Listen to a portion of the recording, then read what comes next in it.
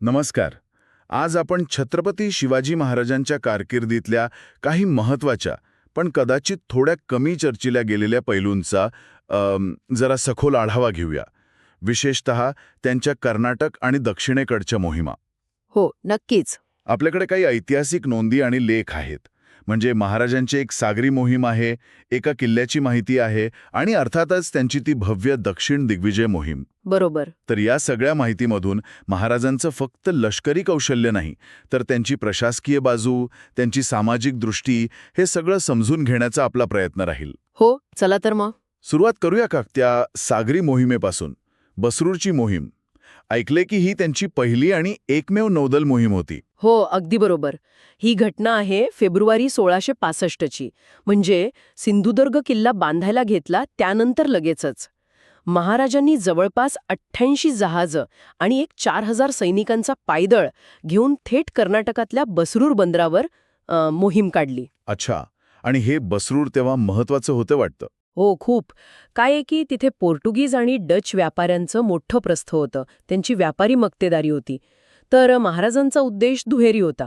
एकतर यांची मक्तेदारी मोडून काढायची आणि दुसरं म्हणजे अर्थातच स्वराज्यासाठी पैसा उभा करायचा. पैसा म्हणजे लूट. किती मोठी होती ही? सभासद बकरीत तर याचं वर्णन अगणित असं केलंय. म्हणजे खूप मोठी संपत्ती महाराजांच्या हाती लागली असणार. ही फक्त लूट नव्हती, एक प्रकारे आर्थिक धक्का होता पोर्तुगीजांना आणि डचांना. आणि आज काय आहे ते बसरूरचं? ती शान राहिलीये का? नाही, आता ते पूर्वीसारखं गजबजलेलं व्यापारी बंदर नाहीये. काळानुसार महत्त्व कमी झालं, पण तिथले स्थानिक लोक आणि कर्नाटक इतिहास संकलन समिती ते दरवर्षी 13 फेब्रुवारीला बसरूर स्वातंत्र्य दिवस साजरा करतात. इतिहास जागा ठेवण्याचा प्रयत्न आहे हा. छान आहे.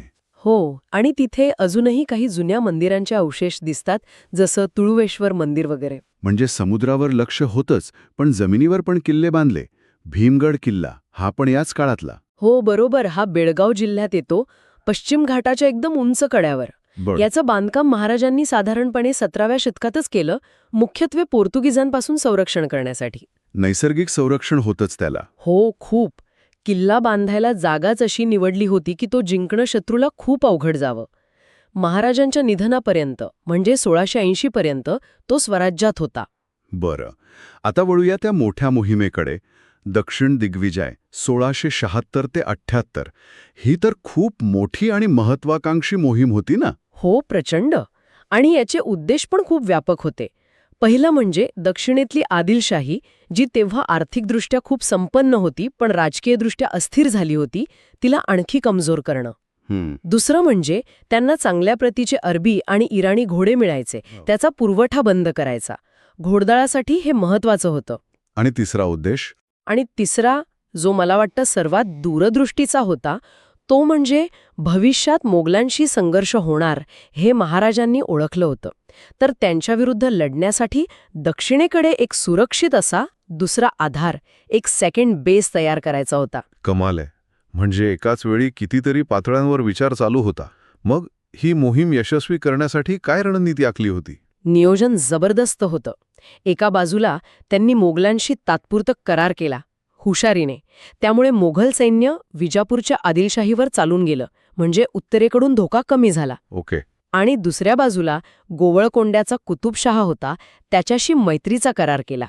यामुळे काय झालं की त्यांना तोफखाना आणि रसद म्हणजे अन्नधान्य वगैरेचा पुरवठा मिळाला. अच्छा. म्हणजे डिप्लोमसी आणि लष्करी नियोजन एकत्र. अगदी.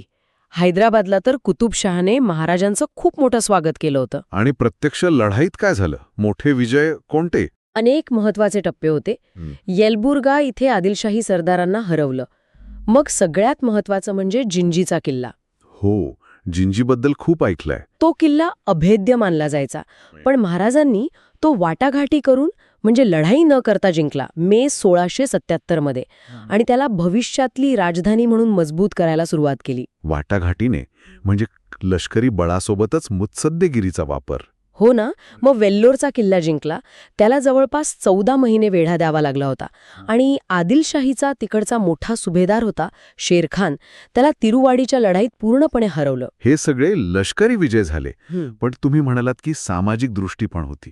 या मोहिमेत असं काही दिसलं का? हो, नक्कीच. 2 गोष्टी खूप महत्वाच्या आहेत. एक म्हणजे जिंकलेल्या प्रदेशात त्यांनी डच व्यापाऱ्यांना व्यापार करायला परवानगी दिली, पण त्यांना गुलाम खरेदी विक्री करण्यावर सक्त बंदी घातली. विचार करा, त्या काळात युरोपियन सत्ता गुलाम व्यापार करत होत्या आणि महाराज त्यावर बंदी घालत होते.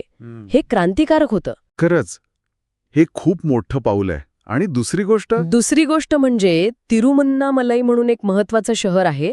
तिथे आदिलशाहीच्या काळात काही जुनी शिव आणि विष्णू मंदिरं पाडून मशिदी बनवल्या होत्या. महाराजांनी ती मंदिरं पुन्हा उभी करून तिथे पूजापाठ सुरू करण्याचे आदेश दिले. म्हणजे स्थानिक लोकांना जिंकून घेण्याचा प्रयत्न होता हा. म्हणजे फक्त प्रदेश नाही तर मनही जिंकायची होती. बरोबर. मग एकूण काय महत्त्व ठरलं या दक्षिण दिग्विजयाचं? याचा परिणाम काय झाला? सगळ्यात मोठा परिणाम म्हणजे आदिलशाहीचं कंबरडं मोडलं दक्षिणेत. आणि पुढे जेव्हा औरंगजेबाविरुद्ध ते 27 वर्षांचं मोठं युद्ध सुरू झालं, तेव्हा जिंजी मराठ्यांची राजधानी झाली.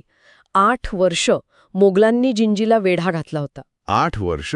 हो, या काळात दक्षिणेतून जो महसूल आणि धान्याचा पुरवठा येत राहिला, त्यामुळे मराठ्यांना खूप मोठा आधार मिळाला. मोगल सैन्य मात्र या लांबलेल्या वेढ्यामुळे आर्थिक आणि मानसिकदृष्ट्या खच्ची झालं. त्यामुळे म्हणायला हरकत नाही की या दक्षिण दिग्विजयाने मराठा साम्राज्याचा पाया घातला. या सगळ्या चर्चेतून एक गोष्ट स्पष्ट होते की छत्रपती शिवाजी महाराज हे फक्त एक मोठे योद्धे नव्हते, ते त्याही पलीकडे होते. एक दृष्टे प्रशासक होते, समाजसुधारक होते आणि अत्यंत कुशल रणनीतिकार. त्यांची प्रत्येक कृती, मग ती बसरूची मोहीम असो, भीमगड बांधणं असो किंवा हा एवढ्या मोठा दक्षिण दिग्विजय असो, त्यामागे एक मोठी दूरगामी योजना होती. अगदी खरे. त्यांच्या निर्णयांचे परिणाम किती खोलवर आणि किती दूरपर्यंत पोहोचले हे आज या सगळ्या माहितीतून आपल्याला जाणवतंय. श्रोत्यांसाठी जाता जाता एक विचार. महाराजांनी 17व्या शतकात दक्षिणेत गुलामगिरीवर बंदी आणली आणि पाडलेली मंदिरं पुन्हा उभी केली. त्या काळात म्हणजे त्या विशिष्ट परिस्थितीत या 2 गोष्टींचे सामाजिक आणि राजकीय पडसाद काय उमटले असतील याचा विचार करायला नक्कीच वाव आहे. नक्कीच. आजच्या या विश्लेषणात आपण इथेच थांबूया. धन्यवाद.